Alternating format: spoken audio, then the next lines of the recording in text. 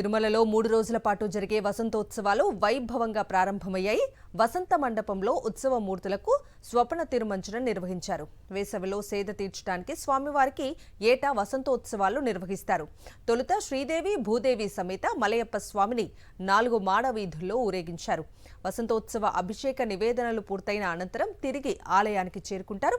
రేపు ఉదయం బంగారు రథాన్ని అధిరోహించి తిరుమాడ వీధుల్లో ఊరేగుతారు. వసంతోత్సవాల సందర్భంగా ప్రతిరోజు మధ్యాహ్నం 2 నుంచి 4 గంటల వరకు స్వామి అమ్మవార్ల ఉత్సవాలకు స్వప్న తిరుమంజనం వైభవంగా నిర్వహిస్తారు.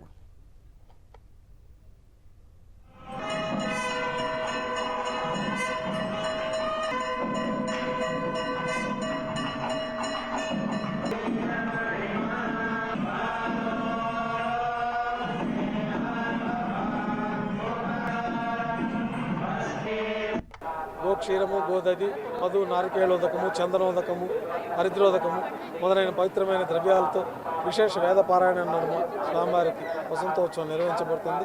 సాయంకాలం ఆస్థానం పూర్తయిన తర్వాత 4 తిరువీధుల ఉత్సవం జరుపుకుంటారు.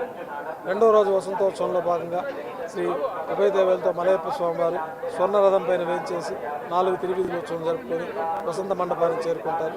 వసంత మండపంలో యథావిధిగా స్వామివారికి వైభవంగా స్తపన తిరుమంజనం నిర్వహించబడుతుంది.